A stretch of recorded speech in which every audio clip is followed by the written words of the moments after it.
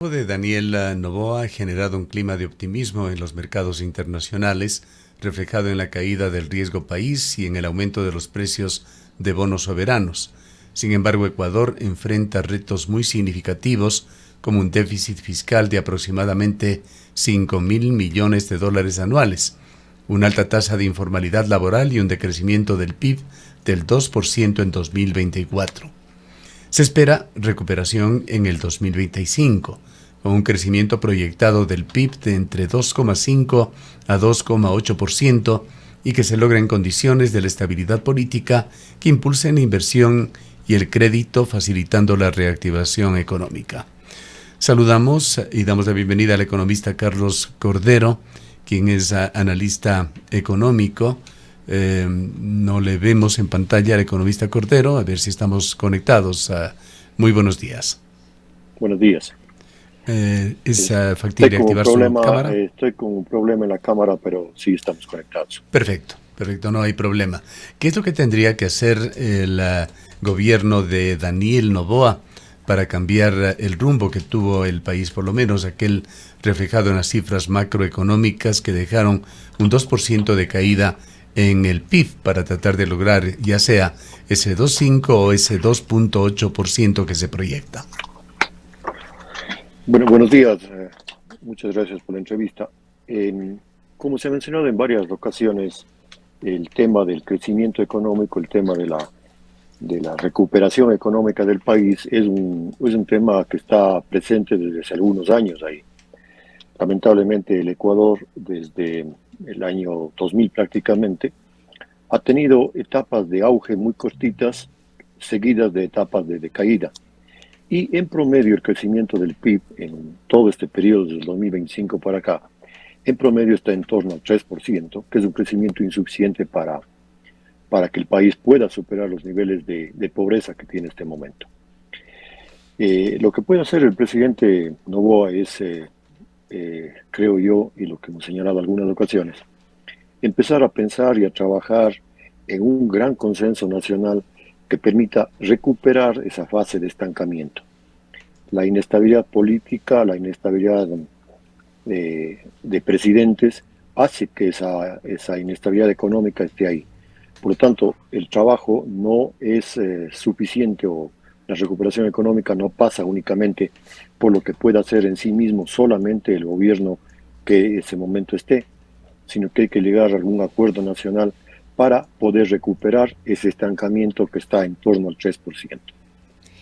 Economista Cordero, muy buenos días. Ha sido reelecto Daniel Noboa. ¿Cuáles considera usted que deberían ser las medidas inmediatas en materia económica que deberá adoptar en esta nueva gestión el presidente Daniel Noboa? Como decimos, presidente ya reelecto. Entendemos que va a haber un presupuesto prorrogado en este año. De elecciones. Estaremos posesionando al mandatario en el mes de mayo. Pero ¿cuál considera usted que son las primeras acciones que deberá tomar el primer mandatario? Como urgencia, para mí está el tema fiscal. Como decía Gustavo al inicio de la entrevista, el déficit fiscal del Ecuador está por encima de los 5.000, bordea los 10.000 millones de dólares, y ese déficit fiscal significa que no estamos generando los ingresos suficientes para cubrir los gastos. Por lo tanto, las acciones en materia fiscal tienen que ser muy cautas, muy bien programadas, para tratar de superar ¿Cuáles ese podrían déficit ser o fiscal, esa brecha. deberían ser estas acciones? A ver, no decaer en el tema del control del gasto público. Lamentablemente creo yo que en el fragor de la campaña electoral, el presidente Noboa exageró con el gasto público Los en bonos. algunas medidas, en las medidas que han sido consideradas como propagandísticas, o como una forma de mejorar su aceptación. Y hay que trabajar duro en el gasto público, hay que tratar de optimizar, de priorizar el gasto público.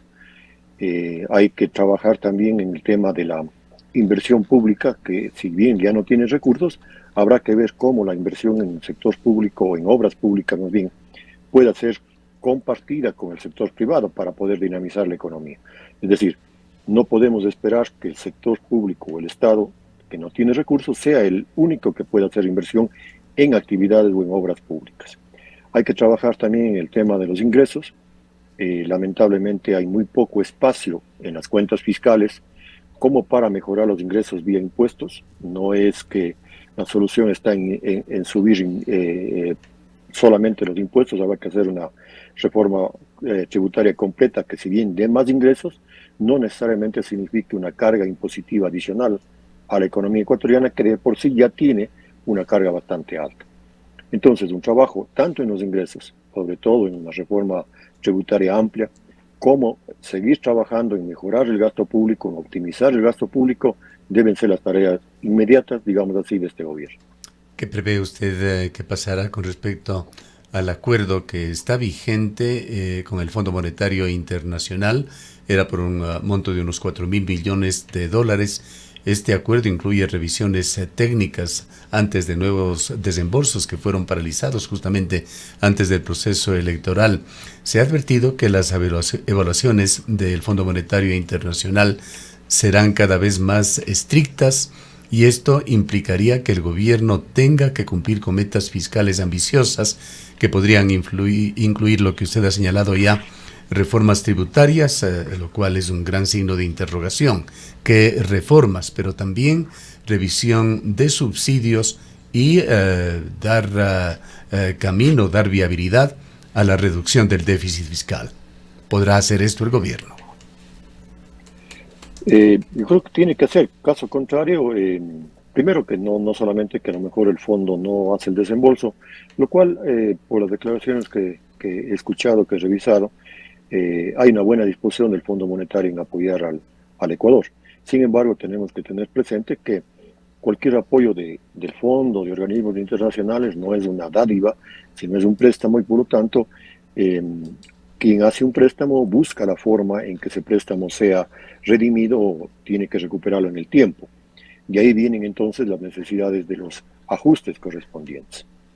El tema en general tiene que hacer una mejora del gasto público, como decíamos, para superar el déficit, pero obviamente ahí hay detalles concretos de cómo se va a manejar los subsidios, por ejemplo. Y si revisamos el tema de los subsidios, igual, por su gran carga social, más que política, su carga social, son temas también delicados de manejar. Tampoco se puede dar como receta, eliminen los subsidios, porque eso en la realidad ecuatoriana, en la realidad social ecuatoriana, es prácticamente imposible. Entonces, hay que manejar el tema del gasto, incluidos los subsidios, y ponerse de acuerdo con el Fondo Monetario en un programa que responda, digamos así, primero a las necesidades ecuatorianas y segundo a la realidad ecuatoriana. No se puede aplicar ni del fondo ni de otro organismo recetas universales, porque cada economía tiene sus particularidades. Economista Cordero, en materia de tributos, también se habla de la urgencia de una reforma tributaria. ¿Esta es realmente necesaria? Y de serlo, ¿hacia dónde debería apuntar? ¿Impuesto a la renta, impuesto al valor agregado? ¿Qué decisiones o hacia dónde considera usted que debería ir estos cambios en caso de ser necesarios? Bueno, yo creo que hay dos aspectos básicos que se puede abordar, dejando de lado obviamente el tema del IVA, que creo que está en un techo bastante delicado, porque se puede restringir el consumo, lo cual sería perjudicial. Dejando de lado el IVA, creo yo que hay elementos que tienen que ver con lo que se llama las subvenciones tributarias, es decir, con algunos tipos de gastos, de deducciones para el pago del impuesto a la renta, que habría que calibrarles y por esa vía mejorar un poco el impuesto. Y personalmente creo yo que sí hay un espacio bastante importante manejado técnicamente de mejorar la recaudación del impuesto a la renta, en mi criterio, creando lo que se llama la progresividad del impuesto a la renta, pero en el sector empresarial, digamos así. En el caso de las personas naturales, hay una tabla que, o sea, el impuesto a la renta y los impuestos en general pueden ser proporcionales y progresivos.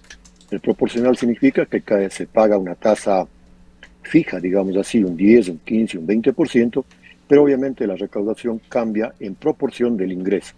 Y la progresividad significa que las tasas van cambiando conforme los ingresos van subiendo. Eso en el Ecuador existe a nivel de las personas. Las personas naturales tenemos un ingreso progresivo con una tasa que puede llegar hasta el 30% o un poco más. En cambio, en el sector empresarial esas tasas son planas, es un 25%. Allí podría hacerse alguna mejora y no sería, y sería más bien un impuesto equitativo porque sería en función de la renta, que es el principio en general de la recaudación tributaria. Ahora, economista, es urgente y necesario también establecer mecanismos de control de evasión. Hablamos todo el tiempo de si se debe incrementar, necesitamos mayores ingresos en el país, pero algunos reportes daban cuenta de que el país pierde más de 1.000 millones de dólares solamente en evasión de pagos de impuesto a la renta, y sobre estos temas no se conoce o no se ve que haya acciones que permitan reducir el tema de la evasión aquí en el país. En el tema de la evasión, o sea, alguien puede decir la evasión es de tal magnitud, eso significaría que está identificados quién y cuánto evadió. Pero obviamente los cálculos que se hacen de la evasión son porque se están detectando que existen ciertos canales o si existen ciertos puestos, digamos así, dentro de la estructura tributaria que permiten o que podrían facilitar que alguien pague menos impuestos de lo que realmente debería ser. Por eso es que es importante o que en esta reforma tributaria también se vayan, insisto, cerrando esas puertas o esos canales que podrían prestarse para que se evada o se eluda el pago de impuestos. Ahora, para estas reformas sin duda se requerirá de voluntad política, pero además de eso, de una sólida estrategia de negociación, de comunicación con la ciudadanía. Y se requieren de portavoces efectivos por parte del gobierno. Acaba de anunciar el presidente Noboa un cambio en el Ministerio de Economía, ministerio clave, con Sarija Moya como ministra de Economía y Finanzas. ¿Piensa usted que ella llena las expectativas de los actores y contrapartes financieras, tanto locales como internacionales de Ecuador? Bueno, dos temas. Primero, sobre la inquietud suya de si una reforma tributaria necesita un consenso como cualquier reforma legal, y por eso es que en mi intervención anterior decía yo que para que el Ecuador avance es necesario tener claros consensos, no solamente de negociación política, sino de concepto de país entre los distintos actores. Ahora, respecto a la nueva ministra, no le conozco profesionalmente, no le conozco en el campo de la actividad del manejo de las finanzas públicas. Lo que sí sabemos es que fue es un primer pero, perdóneme la interrupción, un primer pero, pues buena parte del mundo financiero está muy atento a lo que sucede en Ecuador. Hubiese sido deseable, sin conocerse en realidad qué atributos tiene la nueva ministra, pero una figura que refleje fuerza, fortaleza y que ayude en ese sentido al gobierno ecuatoriano. Aquí en el propio país es una interrogante la nueva ministra de Economía. Claro, el único antecedente cercano que tenemos fue que era la primera ministra de Economía de este régimen, o al menos así fue la propuesta que hizo el presidente Noboa cuando salió electo allá por el año 23. Ella se inició en el equipo de transición entre el gobierno de Claro. Guillermo Lasso y el actual gobierno de Noboa. Exactamente. Y era supuestamente quien iba a desempeñarse como ministra de Economía al inicio del gobierno. Sin embargo, sobre la marcha, digamos, o días antes de la posesión del presidente Noboa, se cambió esa designación y se nombró al economista Vega. Recordemos incluso que el economista Vega no pudo posesionarse junto con todos los ministros porque tuvo que esperar algún proceso que debía cumplirse. Entonces fue un cambio de última hora, lo cual hablaba de que a lo mejor el nombre de la economista Moya no era muy aceptado, no fue aceptado a nivel de organismos internacionales. No sé este momento cómo está, pero en realidad no es una persona que tenga un currículum, al menos que conozcamos, que tenga un desempeño amplio, conocido, solvente en la gestión de estas finanzas públicas. Y luego en su hoja de vida ya en el gobierno de Noboa, ella en 2 ocasiones, por lo menos me parece que fueron 2, ocupó la vicepresidencia de la República en los ententes entre Noboa y Verónica Abad. Así es. Entonces, eso demuestra primero que es una persona de estricta confianza del presidente. Ojalá, si es que el presidente cree que debe desempeñarse en ese ministerio, sea más bien el equipo que trabaja con ella, el equipo solvente, el equipo que le dé seguridad al Ministerio de Finanzas y el equipo que pueda impulsar las reformas o las acciones que el Ecuador necesita. Ahora, economista, quizás es importante también tener algunas lecturas de qué efectos puede tener en Ecuador esta guerra arancelaria mundial que involucra a Estados Unidos, a la China esencialmente. Bueno, en general yo creo que esta guerra arancelaria o esta disposición del presidente Trump de vía es casi como el premio y el castigo. Si te portas bien, te bajo los aranceles; si te portas mal, o si creo que te has portado mal, te subo los aranceles. En general va a tener consecuencias negativas en la economía mundial. Los países empiezan a restringirse, a esconderse, a tener cautela en las negociaciones, y eso afecta indudablemente toda la actividad comercial mundial. Y la actividad comercial mundial, como acabamos de ver también en los resultados de las cuentas nacionales, una parte importante del crecimiento del PIB ecuatoriano se debe a las exportaciones. Si a nivel mundial empieza a haber problemas con el comercio mundial, con las exportaciones de cada país, va a haber problemas en la economía de cada uno de ellos. Concretamente, en el Ecuador, aparentemente la guerra de aranceles afecta, pero marginalmente en cuanto se refiere al costo que ésta tendría. Es decir, si nos ponen un 10% más al banano que tenía cero, puede ser un porcentaje más o menos pequeño, pero hay que ver un segundo impacto que tiene que ver con el precio dentro de Estados Unidos.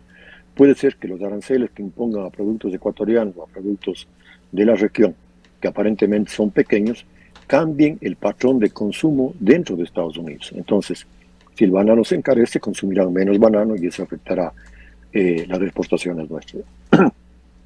Entonces, en general, creo yo que es una guerra o una política en la que todos vamos a salir perdiendo, unos más, otros menos, y lo que preocupa es que sea una posición unilateral, aparentemente sin un programa, sin una estrategia de llevar adelante este proceso. Ahora, despejada esta polvareda que levantó Luisa González sobre un posible fraude, un 11% de ventaja en las elecciones da legitimidad electoral muy sólida al presidente de la República, construye un capital político mucho más fuerte del que tuvo tras su reemplazo para terminar el gobierno de Lazo por la muerte cruzada. Y también se está buscando por parte del gobierno en la Asamblea un escenario político que permita mejor gobernabilidad, un escenario menos volátil que en años anteriores. Ambos factores son muy importantes para que pueda lograr el gobierno mejores condiciones de gobernabilidad y pueda tomar también las medidas que sean necesarias. Claro, bueno, esto refleja lo que también se menciona por varios analistas, de que el Ecuador es un país dividido, un país más o menos del 50%, 50%, en donde coyunturalmente alguien puede tener un poco más del 50 o un poco menos, pero no es que las condiciones estén dadas como para que la tendencia haya cambiado en esos 11 puntos, sino son situaciones del momento. Y creo yo que eso es fundamental que entiendan los gobernantes en general, de que no es que tienen una carta, una mayoría absoluta y un cheque en blanco, sino que si bien pueden políticamente, a través de la Asamblea, etcétera, manejar adecuadamente sus propuestas, esas propuestas tienen que ser de beneficio general o de responder a las necesidades reales del pueblo, no a unas reformas o a unas acciones que aparentemente se toman en función de la mayoría de votos, pero que no responden realmente al cambio real de la economía ecuatoriana. Porque si eso ocurre, a la vuelta de 3, de 4 años, esa mayoría se dará la vuelta.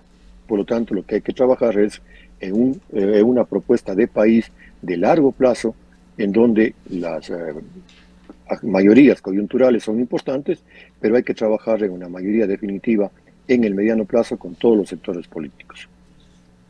La verdad es que el gobierno de Daniel Noboa va a enfrentar retos muy fuertes y va a tener que exponer logros en materia fiscal, en cambios estructurales del país, en inversión pública, en inclusión social.